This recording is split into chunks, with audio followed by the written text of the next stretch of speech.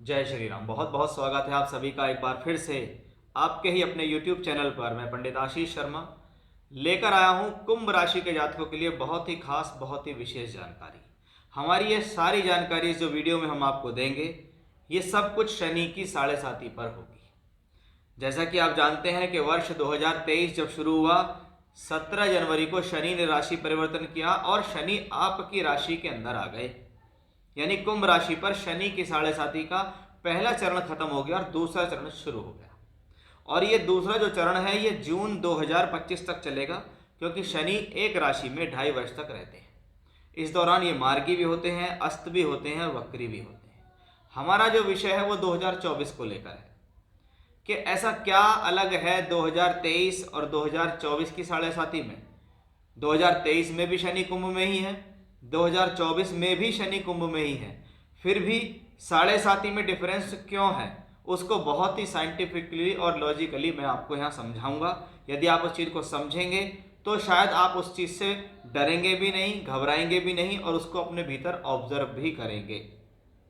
तो आइए शुरुआत करते हैं। शनि की साढ़े साती जो 2.5 वर्ष तक रहती है, चंद्रमा आपकी राशि है, यानी जहां पर चंद्रमा लिखा हुआ है वो आपकी राशि हो जाती है। यानी आपकी राशि है कुंभ, 11 नंबर में चंद्रमा लिखा हुआ है, बोलता नाम कुंभ राशि के आधार पर है, तो भी यह वीडियो आपके लिए है।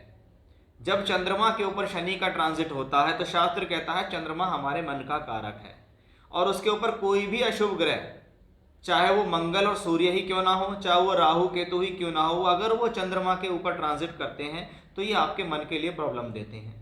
क्योंकि शनि 2.5 वर्ष यानी बहुत लंबे समय तक एक राशि में रहते हैं, इसलिए वो आपको ज़्यादा प्रभावित करते हैं। इसलिए उसको हम ढैया या साढ़े साती यानी 7.5 साल तक शनि का प्रभाव हम कह सकते हैं। शास्त्र की माने तो 7.5 साल को दीर्घ कल्याणी और 2.5 साल ढैया को लघु कल्याणी कहा गया है। अब चंद्रमा के एग्जैक्ट ऊपर शनि चल रहे हैं, यानी कहीं ना कहीं आपके ऊपर कुछ ना कुछ डिप्रेशन, अवसाद, चिड़चिड़ाहटपन, खिन्नता, मन न लगना काम में पूरा, ऐसा देखा जाता है। ऐसी स्थिति में क्या होता है भाई, शनि आपके चंद्रमा के ऊपर आए हैं तो हम क्या कर सकते हैं, चंद्रमा को मजबूत कर सकते हैं, शनि के हाथ जोड़ सकते हैं। तो वो एक तरीके की रेमेडी काम करती है कि हम जितना ज़्यादा अपने आप को मेडिटेट करें, जितना ज़्यादा हम प्राणायाम योगा में जाएं, उतना हमारे लिए बेस्ट रेमेडी होती है। क्योंकि आप इसको यहाँ से भगा नहीं सकते, प्लेनेट तो तभी वहाँ से जाएगा जब उसका समय आएगा। वर्ष 2024 की जब शुरुआत होती है तो शनि पहुँचते हैं कुंभ राशि के अंदर ही रहेंगे, अपनी मूल त्रिकोण राशि में ही रहेंगे, लेकिन राहु के नक्षत्र में चलते हुए होंगे। और राहु 2024 में देखें तो आपकी राशि से धन भाव में जाता है, यानी कहीं ना कहीं राहु की प्लेसमेंट आपकी राशि से दूसरे घर धन भाव में है। ये आपके लिए एक शुभ, आपके लिए एक पॉजिटिव स्थिति है। शनि 2024 में एंट्री की, राहु के नक्षत्र में एंट्री की, यानी कोई बहुत बड़ी प्रॉब्लम यहाँ दिखती नहीं है। मेजर चेंज कहाँ आता है, पूरा 2023 में शनि राहु और मंगल के नक्षत्रों में था, जिसको हम धनिष्ठा और शतभिषा नक्षत्र कहते हैं।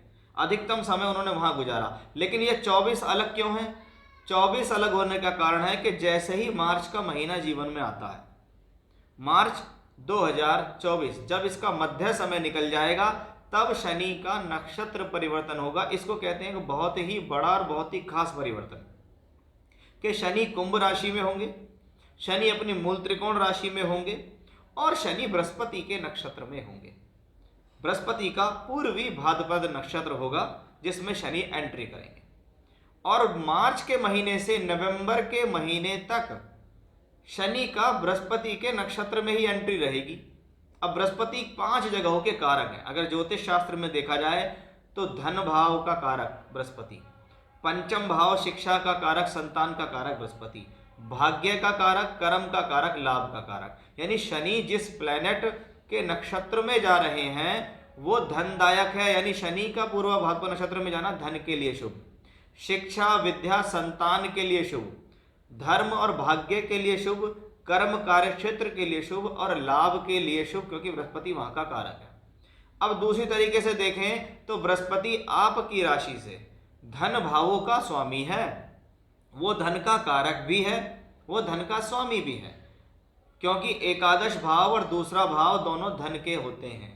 तो वहीं एकादश और दोनों भावों के स्वामी भी कारक ग्रह बृहस्पति ही हैं। अब आप देखिए कि शनि में कितना बल है। अपनी राशि का शनि है, अपनी मूल त्रिकोण में बैठकर बृहस्पति के नक्षत्र में जाता है और धन से उसका प्योर संबंध है। यानी 2023 वाला शनि नहीं है ये 2024 वाला शनि है। और 24 का शनि पहले के मुकाबले 5 गुना बल रखने वाला होता है, क्योंकि 5 जगहों के कारक को भी बल लेकर चलेगा। 2 स्थान के स्वामी है बृहस्पति, उनका बल लेकर चलेगा। राशि से तीसरे घर में बृहस्पति रहेंगे कब तक? मई 2024 तक। आपकी राशि से तीसरे घर में रहकर बृहस्पति अपने ही भाव यानी लाभ स्थान को 9वीं दृष्टि दे रहे हैं। ये बहुत विशेष बात है। और उससे भी ज्यादा खास बात कब होती है? जब बृहस्पति का राशि परिवर्तन होता है। कब होता है? मई 24 में। कहां आते हैं बृहस्पति? आपकी राशि से चौथे घर के अंदर। तब आप देखिए कि शनि तो दशम भाव को दृष्टि दे ही रहे हैं राशि में बैठकर, बृहस्पति भी दशम भाव को दृष्टि देंगे, शनि बृहस्पति के नक्षत्र में होकर दृष्टि देंगे। इसका मतलब है कि वर्ष की शुरुआत तो बेहतर है ही है, लेकिन मई से लेकर दिसंबर तक का समय तो आपके लिए बहुत ही बेहतर है। ऐसा हो ही नहीं सकता कि आपकी प्रोफेशनल लाइफ राइज ना करे। बढ़िया नौकरी, बढ़िया कार्य क्षेत्र, अचानक से बड़ा कोई धन मिलना, कोई अच्छी अपॉर्चुनिटी मिलना, कार्य और कर्म क्षेत्र में बेहतरी होना, ये शनि और बृहस्पति दोनों के गोचर से स्पष्ट रूप से दिखाई दे रहा है। शनि इस दौरान 29 जून से नवंबर तक वक्री भी होंगे, लेकिन दोस्तों वक्री होने का आप पर कोई अशुभ प्रभाव नहीं होगा, ये ध्यान रखिएगा। वक्री होता हुआ प्लेनेट थोड़ा सा मेहनत ज्यादा कराता है, थोड़ा सा स्लो हो जाता है, लेकिन ऐसा हो ही नहीं सकता कि वो प्लेनेट आपको राइज ना दे। अगर शनि राशि में बैठकर अपनी मूल त्रिकोण में होके वक्री है तो वो चेष्टा बल से भरपूर है। इसका मतलब ग्रह का बल बहुत अच्छा है। यानी मैं कह सकता हूं 2023 के मुकाबले 5 गुना बेहतर होगी आपकी शनि की साढ़े साती। यानी 2024 शनि की साढ़े साती की वजह से कुंभ राशि के जातकों के लिए बेहद खास है, बेहद शुभ है। अपने टारगेट पर लगे रहिए, भ्रमित मत होइए, फिर देखिएगा आपको अच्छे परिणाम मिलेंगे। जय श्री राम।